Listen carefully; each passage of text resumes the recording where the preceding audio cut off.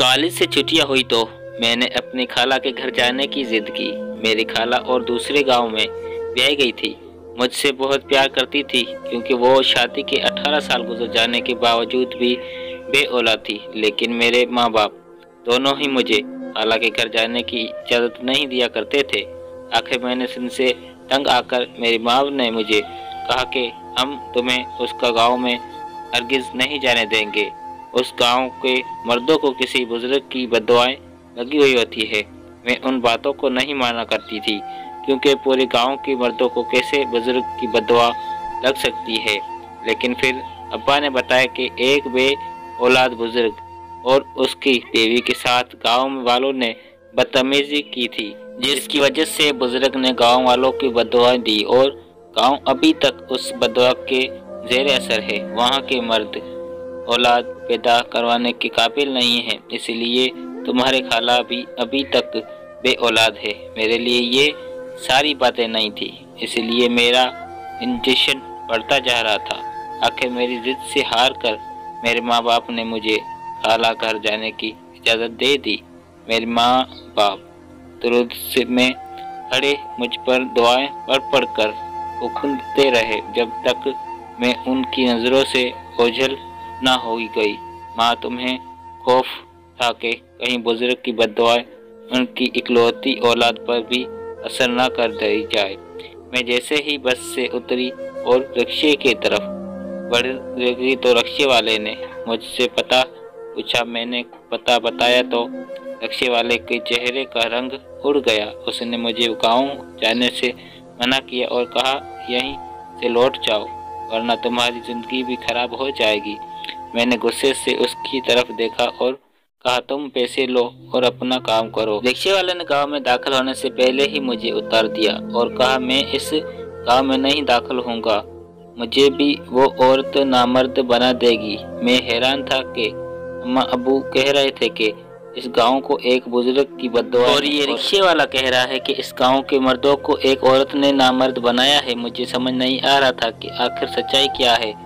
मैं तेजिस पढ़ रहा था और मैं जब खाला की गली में दाखिल हुआ तो मैंने देखा कि गली के कोने में एक मर्द रो रहा है और कह रहा है कि आखिर आज एक और लड़का नामर्द हो गया, अब इसकी भी शादी नहीं होगी। मुझे एकदम अजीब सा खौफ महसूस हुआ, लेकिन मैं सर झटकर खाला के घर में दाखिल हो गया और खाला मुझे देखकर बहुत ज़्यादा परेशान हो गई और एकदम मुझके कमरे में पहुंचा दिया और कमरे बंद कर दिया और कहा कि जब तक तुम्हारे खालू नहीं आते इस कमरे से बाहर मत निकलना। जब खालू आएंगे तो उन्होंने भी मेरे आने पर खुशी का इंतजार नहीं किया और बिल्कुल वो परेशान हो गए।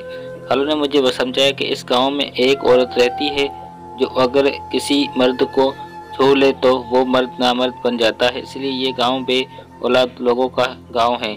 यहाँ पर बच्चों की किलकिलाहट नहीं सुनाई देती, यहाँ सालों से खुशी की शादियाँ नहीं बजती। एक दिन शाम के वक्त में घर से निकला तो गांव वालों मुझे अजीब अजीब नज़रों से देखने लगे। कुछ लोगों की आंखों में हैरत ही और कुछ लोगों की आंखों में गुस्सा और कुछ लोग मुझ पर तरस खा रहे थे।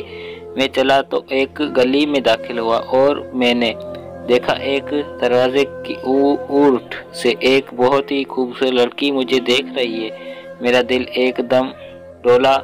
फिर मुझे खालू की बातें याद आई, जो औरत मर्दों को नामर्द बनाती है वो औरत बहुत खूबसूरत है। मैं दुआएं पढ़ता रहा, तेज तेज कदमों से घर गया और क्यों मैंने उस औरत का शिकार नहीं होना चाहता था। जब से मैं उस औरत को देखता तब से सिर्फ उस औरत की बारे की वजह से मेरे दिल में कई सवाल दरियाफ्त करती, सिर्फ उस औरत की थी या मर्द की, उसी के साथ बुरा क्यों जिम्मेदार थे, आखिर ऐसा क्या हुआ था। लेकिन मैं सोच रहा था कि क्या वो कोई जादूगरनी थी जिसकी जाल में फंस कर ये सब हो रहा था। ज़रूरी कोई खास राज था जो सिर्फ वो ही मर्द जानते थे जो उससे अकेले में मिलते थे।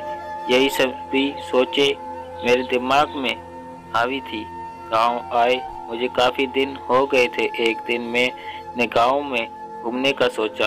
खाला से इजाज़त लेकर घर से बाहर चला गया और हरे भरे खेतों में घूमने के बाद बड़े पीपल की छांव में बैठे बुजुर्गों के पास आ गया। मुझे देखकर उनका यही सवाल था कि इस गांव के तो नहीं लगते। महाजरा हाल में ने उन्हें अपना तारीफ करवाया, जैसे सुनकर उनकी चेहरे पर कई रंग आकर गुजर रहे। फौरन अब्बू की इस गांव से चले जाओ, वरना तुम भी किसी की तरह नामर्द बन जाओगे। जितनी जल्दी हो सके यहाँ से निकल जाओ, वरना तुम्हें भी नामर्द बना देगी। उनकी बातें मुझे उलझा गई थी। आखिर मैंने पूछ ही लिया कि कौन है वो ऐसी कैसी एक ही औरत सभी को नामर्द बना सकती है।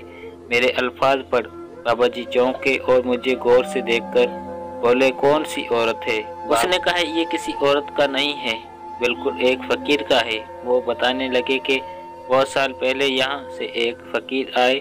वो अपनी बीवी के साथ यहीं रहने लगे।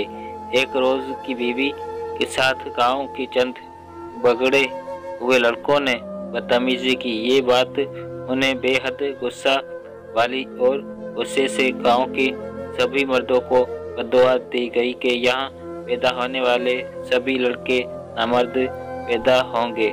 बस यही वजह है कि उस गांव में मौजूद सभी मर्द नामर्द हो चुके हैं। अब बेहतरीन तुम यहाँ से चले जाओ, वरना तुम भी हमारे जैसे हो जाओगे। ये सब सच हुआ तो, लेकिन मेरा दिल एक पल के लिए बेयकीन सा हुआ था। यहाँ पर आधे गांव वालों का कहना था कि एक औरत मर्दों को पास बुलाती है और जो मर्द उसके पास चला जाता है वो उसे नामर्द कर देती है। और आधे कहते थे कि किसी बुजुर्ग की बद्दुआएं हैं। गोगा के जितने मर्द उन्हें बातें सुनती उस गांव में, तो एक से बड़े एक राज छुपे थे। उन सब बातों ने मुझे रहनी बेसुकून करके रखा था। मैंने उस मिजाज के और वापस घर आया और उन दिन में बाजार गया तो मुझे वहां से वही हसीन जमील लड़की दिखाई दी जिसके बारे में सब कह रहे थे कि वो 50 साल से एक ऐसे ही जवान और खूबसूरत थे।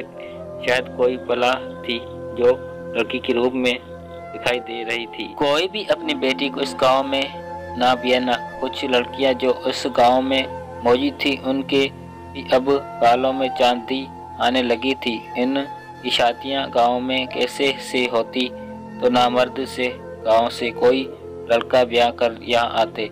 मेरी खाला मेरे नाना जी की करीबी दोस्त की बेटी थी, ब्याह कर यहाँ आती थी, लेकिन साल गुजरने के बाद भी वे औलाद थी। शायद मेरे खालू भी नामर्द थे। ये गांव इसी वजह से मशहूर था कि कुछ लोगों का कहना था कि यहाँ एक औरत रहती है जिसने गांव के तमाम मर्दों को नामर्द बनाकर रखा दिया है।